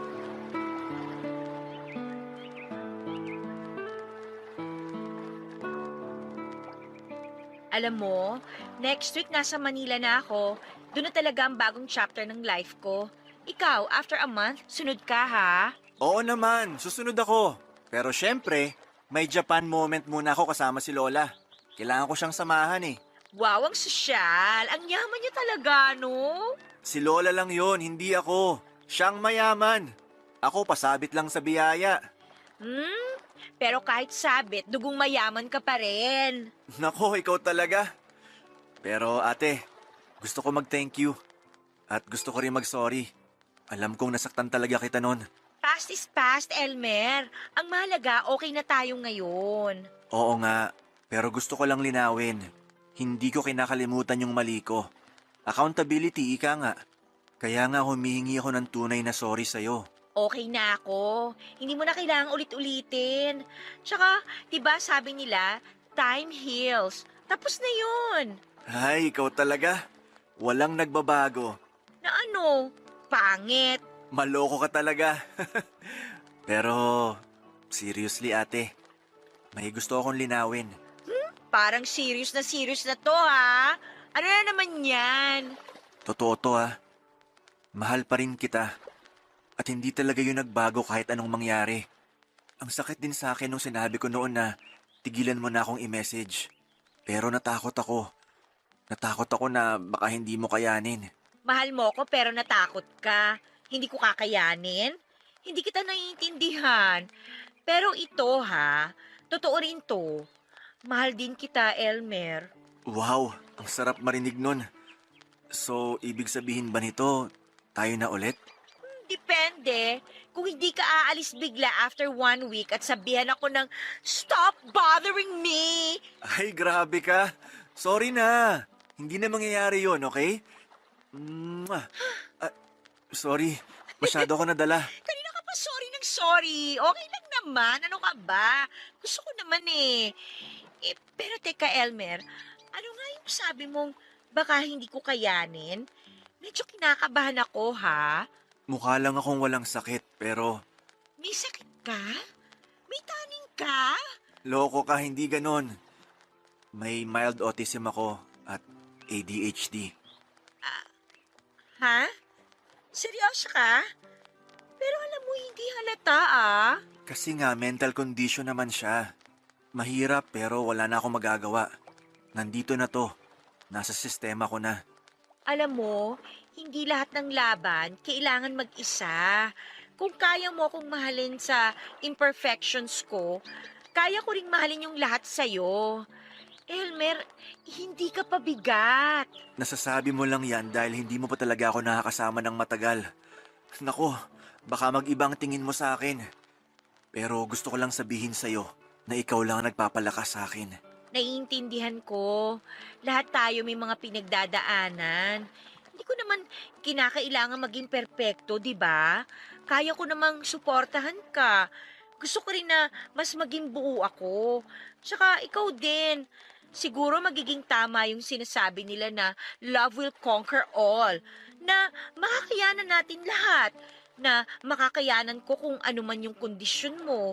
Pag-aaralan ko kung paano ka i-handle. Sana lang di mo ako iwan kahit gaano pa kabigat ang dala ko. Gusto ko talagang magtulungan tayo. Hindi kita iiwan, Elmer. Sigurado ako na kaya natin to. Basta magtulungan tayo, walang imposible. Salamat ate. Ay, bakit ate pa rin ang tawag mo sa akin? Huwag na yung ate! Anong gusto mo? Let me think.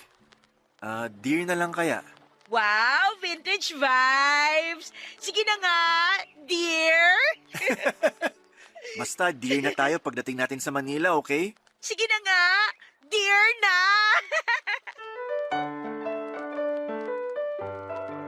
Isang buwan ang nakalipas mula nang umalis ako sa bayan namin na sumunod naman agad si Elmer sa Manila. E di ayon, nag-live-in na kami. Kinikilig pa rin ako kasi kasama ko siya araw-araw. Pero habang tumatagal ay napapansin ko na yung kakaibang quirks niya. May mild autism, ADHD episodes at bipolar tendencies pala siya. Sa isip ko ay carry ko to, love ko siya pinili ko to so laban lang. Pero papadudot, grabe ha. Ang mood swings ni Elmer ay parang weather sa Pilipinas. Hindi mo mahulaan. Minsan ang sweet-sweet niya, parang papi na gusto lang lambingin. Pero may days naman na parang wag mo siyang lalapitan, parang ibang tao na siya. Naguguluhan tuloy ako. Like, ano ba talaga tayo, Elmer? Kahit mga simpleng bagay, nagiging komplikado. Ang sakit isipin na parang ako lang ang nagsisika para maging okay ang lahat. Pero alam mo, kahit na ganoon, ay mahal ko pa rin siya.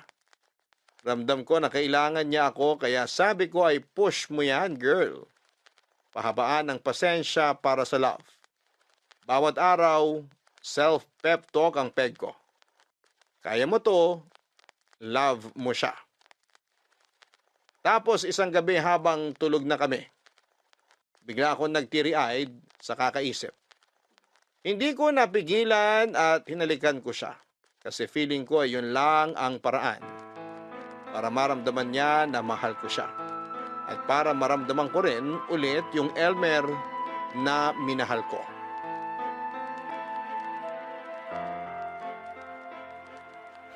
Ano ba? Anong ginagawa mo? Hinalikan lang kita. That's disgusting! Bitiwan mo ako! Hindi mo dapat ginawa yon. Alam mo dapat na mali yung ginawa mo. Sorry na. Pero ginagawa naman natin to noon na. Mag-iisang buwan na tayong nagsama dito sa Manila. Hindi mo na ako hinahalikan. Eh dati palagi mo naman tong ginagawa kapag nakikita tayo. Hindi ka makapaghintay? Alam mo namang marami akong iniisip. Marami akong problema. Gets ko naman. Namiss lang kita. Namiss ko yung kausap ko dati. Nagsasama nga tayo sa iisang bubong pero parang ang layo-layo mo naman. Parang may malaking harang na namamagitan sa atin. Gusto mo may mangyari sa atin. Sabi ko naman sa'yo na maghintay ka lang. Darating din tayo dyan. Hindi naman sa ganon. Nasasaktan lang ako because you're near yet so far. Pwede bang wag mong i-justify ang ginawa mo? Mali yun. Dahil walang consent yun. Eh ano pala tayo? Bakit tayo nagsasama sa iisang bubong? Alam mo, dear, naguguluhan ako. Hindi ko gusto ang ginawa mo. Kasi naman simula nung nandito na tayo sa Manila, I'm hoping that everything will be okay. Pangit ako, gwapo ka, oo, alam ko naman yun. Parang ang hirap sigurong paniwalaan na pwede tayo. Nagsimula na tayong bumuo ng buhay dito, di ba? Alam kong hindi perpekto, pero hindi ba mahal mo naman ako? Hindi ko na alam kung pantasya lang ba itong lahat na nangyayaring ito. Hindi mo dapat sabihin yan. Hindi yan ang issue. Ang issue dito, hinalikan mo ako habang wala akong kaalam-alam. Tulog ako. Walang consent. Pero naghali ka na naman tayo before. Anong pinagkaiba nung ngayon? Kasi noon ginusto ko. Ngayon, pinagsamantalahan mo ako. Magkaiba ang ginusto at sa hindi. Ano? Hindi kita pinagsasamantalahan, ha? We're living together. Magkasama tayo sa isang bubong. Ano ka ba? Bumubuo tayo ng buhay natin together. Nagmamahalan tayo. And I'm frustrated na hindi man lang kita makausap ng matino. Para bang ibang tao yung kaharap ko. Tama na. Matutulog na lang ako. Wag mo akong hawakan. Elmer? Diba sabi ko tumigil ka na? Walang patutunguhan yung mga sinasabi mo. So ano? Ano na ba talaga ako sa'yo? I'm sorry if I go beyond the boundary, ha? Patawarin mo ako kung niyakap kita, kung hinalikan kita. Patawarin mo ako kasi mahal kita eh. Sige na, matulog na tayo. Sandali. Gusto ko lang sabihin sa'yo na may trauma ako. Kasi may taong humalik at hinipuan ako noon sa lounge ng call center. It was traumatic. Parang feeling ko bumalik nang hinalikan mo ako nang hindi ko alam. Elmer? I'm sorry, ha? Hindi ko alam. I'm so sorry talaga. Alam mo, Papa Dudut, naawa talaga ako kay Elmer. Naawa ako kasi alam kong nahihirapan siya. Pero inis na inis din ako sa sarili ko kasi parang hindi ko mapigilan ang mga impulsive moments ko. Pero paano ba? Mahal na mahal ko yung tao. Kaya kahit papaano ay hindi ko rin masisi ang sarili ko. Matapos yung pagsubok na yon ay natutunan ko na kahit na anong pagkakamali ay hindi yon magiging hadlang kung talagang tunay ang pagmamahal. Nagkapatawaran kami ni Elmer, Papa Dudut, at kahit gaano kahirap ay pinili ko siyang ipaglaban. Nagpakatibay ako lalo na dahil alam kong hindi madali ang relasyon namin. May bipolar disorder si Elmer at alam kong malaking adjustment yon para sa aming dalawa, Papa Dudut. Unti-unti ay natutunan naming iset yung boundaries namin. Mas naging klaro ang relasyon namin. At doon ko naramdaman na mahal niya talaga ako. Isang gabi, Papa Dudut, na pag-usapan namin na i-level up ang relasyon namin. Nagsiping kami, ginawa namin sa unang pagkakataon na ipaubaya namin ang aming mga sarili sa bawat isa. Naging iisa kaming dalawa, Papa Dudut. Ang saya ko kasi ginawa namin yon nang may pagmamahal at tiwala sa isa't isa. Parang lahat ng doubts at fears ko noon ay nawala na. Hindi ko ipagkakaila, Papa Dudut, na minsan ay sobrang hirap din talaga. May mga araw na unpredictable ang mood niya. Pero sa kabila ng lahat ng kalituhan, isang bagay lang ang sigurado ako. Mahal ko po si Elmer at mahal niya ako. Alam kong hindi niya maitago ang kondisyon niya at aware din siya na minsan ay mahirap siyang pakisamahan. Pero ang pinakamahalagang bagay na natutunan ko, Papa Dudut, ay yung tanggapin siya ng buong buo. Sa bawat episode niya, nandun ako. Nakaalalay at handang magtiis. Para sa akin, yun ang essence ng tunay na pagmamahal. Hindi perpekto, pero buo. Papa Dudut, parang araw-araw na lang yatang may tensyon sa pagitan namin ni Elmer. Magkasama nga kami sa isang bubong pero parang wala ng koneksyon. Ramdam ko na hindi lang siya malayo physically pero emotionally rin. Madalas kaming magkasakitan. Hindi man physically pero masakit pa rin sa damdamin. At sa tuwing ganito ay parang pareho na kaming napapagod. Kapag nararamdaman ko na parang inaatake niya ako sa mga salita niya ay hindi ko mapigilang maghanap ng paraan para makatakas. Kaya ayon, Papa Dudut, gumawa ako ng isang bagay na alam kong mali. Nag-text ako kay Nathaniel. Alam ko na kay Nathaniel ako makakahanap ng comfort. Na makakalimutan ko ang lahat ng sakit kahit saglit lang. At hindi lang yon, nagkita pa kami, Papa Dudut. Muntik na talaga akong magkamali. May pagkakataon na parang bumalik ang dati naming samahan. Yung nakaraan namin na puno ng init at tukso. His presence was tempting. Parang natatakam pa rin ako kay Nathaniel. Pero sa kabila ng lahat ng tukso, hindi ko tinuloy. Hindi ko rin maintindihan, Papa Dudut. Habang gustong-gusto ng katawan ko na magpatangay, nasa isip ko pa rin si Elmer, na kahit gaano kahirap ang sitwasyon namin ay hindi ko siya kayang pagtaksilan. Hindi ko kayang sirain ang tiwala niya, kahit na madalas na akong naguguluhan sa mga nangyayari sa relasyon namin.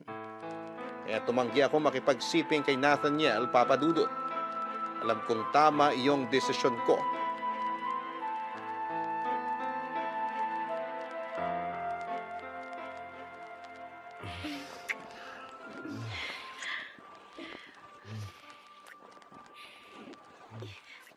Teka, wag!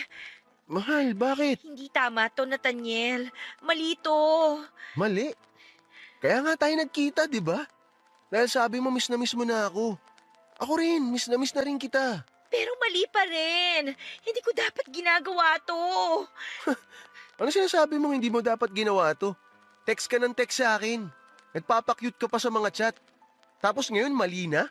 Ano ba tingin mo sa akin, Nika? Laruan? Nathaniel, I'm sorry. Pero nakukonsensya na ako eh. Hindi dapat ako pumunta dito. Konsensya? Huwag ka nga nagpapadikta dyan sa konsensya mo. Kaya mo bang tiisin yung nararamdaman mo? Kahit di mo aminin sa akin, kulang na kulang ka sa lambing. Ika, ibigay mo na sa sarili mo to. Alam kong gustong gusto mo rin naman to eh. No, wag! Tama na, ayoko na. Ayaw mo na? Ang bilis naman magbago ng isip mo. Ikaw ba bipolar o yung Elmer na yun? Kanina, iba sinasabi ng mga mata mo. Ibang-iba rin yung pinararamdam sa akin ng mga labi mo. Nasasabihin mo, malito. Ayos ka. Alam ko gusto mo to. Tama na! Mahal. Huwag mo akong tawaging mahal. Tigilan na natin to, Nathaniel. Hindi ko pwedeng gawin to kay Elmer. Hindi ko siya kayang lokohin. Mahal naman, nandito na tayo eh. Wala namang makakaalam. Sige, wag na nating ituloy. Magbibihis na ako. Pero bago ako magbihis, Ika, baka naman meron kang ekstrang pera. Lalapit muna sana ako sa'yo para manghiram. Oo, alam ko yung role ko. Alam ko na kapag matuloy itong pagkikita natin, bibigyan kita ng pera. Dahil yun lang naman ako sa'yo eh. Parang ATM. Ang sakit mo naman magsalita, Ika. Kani-kanina lang, hayok na hayok ka sa katawan ko eh. Gustong-gusto mo magpakamot sa akin tapos biglang nagbago yung isip mo. Tumigil ka nga! Alam mo, Ika, hindi ako nagkamali. Ikaw ata talaga yung may sayad eh. Hindi si Elmer. Mas ikaw talaga yung may sakit. Mas ikaw yung bipolar. Wala kang karapatan na insultihin ako at si Elmer. Bakit? Masakit ang katotohanan? Ako alam ko ginagawa ko. Eh ikaw, alam mo ba? Pabago-bago ka ng isip. Ginagawa mo akong tanga. Huwag kang pa-victim dyan. Tuwing nag-aaway kayo ng Elmer na yon, hindi ba ako chinechat mo? Sabi mo makikipaghiwalay ka na sa kanya kasi hindi mo na siya kaya. Hindi mo na kayang tiisin yung mga pinag-aagawa niya. Sabi mo pa nga parang mababaliw ka na sa relasyon ninyo eh. Tumigil ka sabi eh. Hindi ako titigil. Sasabihin ko kung anong totoo. Minahal din naman kita eh. Pero nagkataon na mahirap ako eh. Kaya kailangan ko ng pera. Hindi ko gina-justify yung ginawa ko sa'yo. Alam kong mali yun. Na parang ang dating ginamit kita. Hinuthutang kita ng pera. Tsaka isa pa, nagkaroon ako ng ibang babae. Mali rin yun. Hindi ko sinasadya yun. Pero ang totoo, mahal na talaga kita. Hulog na pala yung loob ko sa'yo. Huli ko na lang na-realize. Kaya nga nung sinabi mo sa akin na magkita tayo, hindi ko na pinalagpas yung pagkakataon eh. Kasi nga, alam ko sa sarili ko na mahal kita. Na mahal kita talaga. Hindi yan totoo. Heto, ayan. Ayan ang pera. Tapos na to. Tama na. Ika naman. Huwag mo naman sabihin sa akin na hanggang dito na lang tayo. Nathaniel, buo na ang desisyon ko. Mahal ko si Elmer. At gusto kong suklian niyo ng tiwala niya. Hindi ko siya lolokohin. Kahit anong mangyari, kahit anong sabihin ng iba, wala akong pakialam. Siya lang ang paniniwalaan ko. Tsaka, sorry kung parang minamaliit kita ha, pero sana matuto ka ring pahalagahan ng taong nagmahal sa'yo.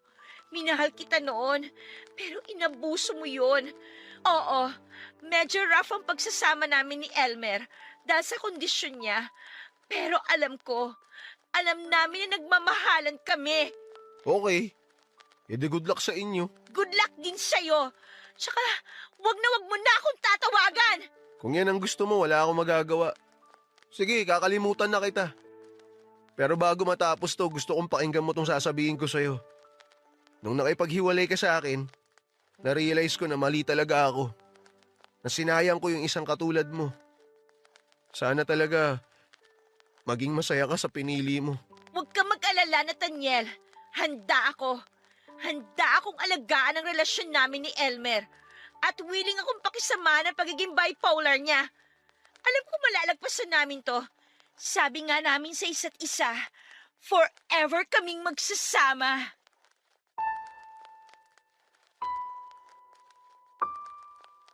Mahal ko si Elmer. Pero sa totoo lang, minsan naiisip ko, paano na ako?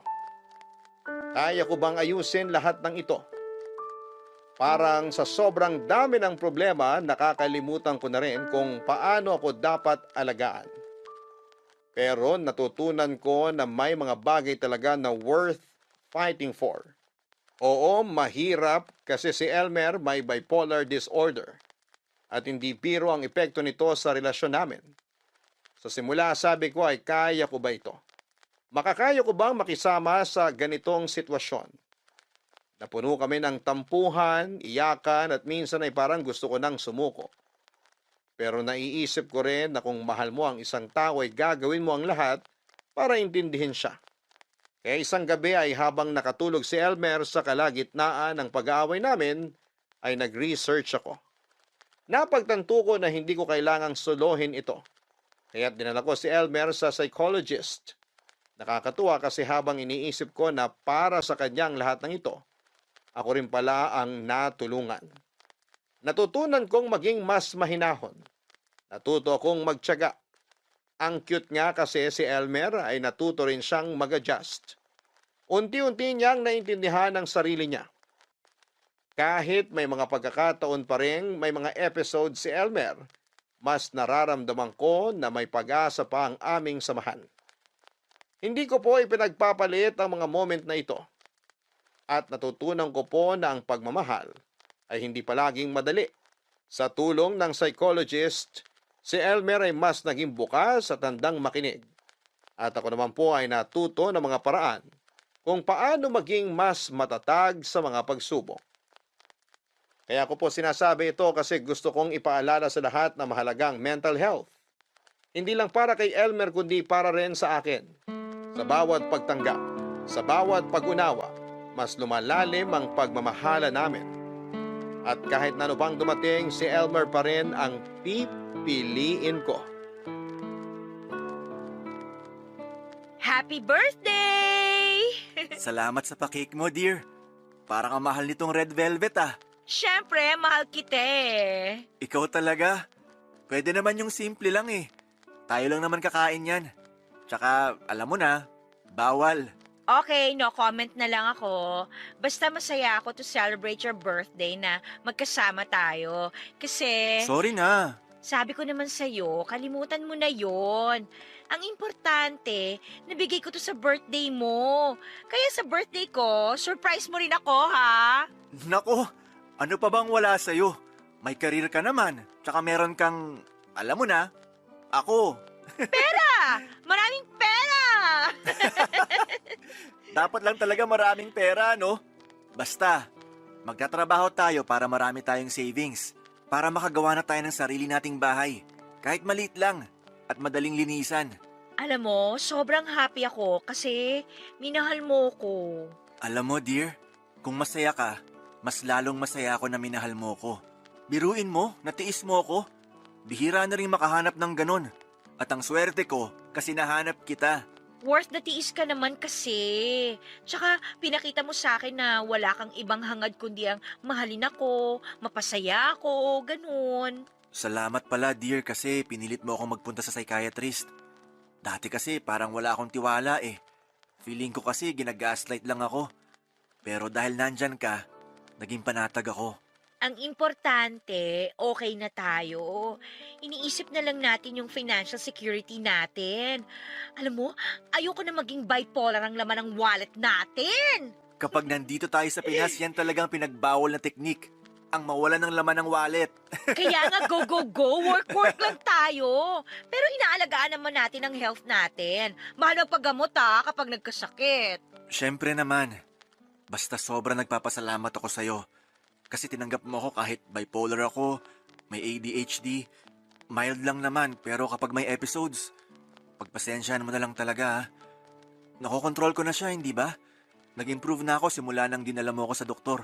Oo naman. Sobrang laki kaya ng improvement mo. At mas lalo ko pang naramdaman ng pagmamahal mo. Kasi never ever kang nag-ask sa akin ng kapalit. Nako, kakain na tayo nitong cake. Ay, teka.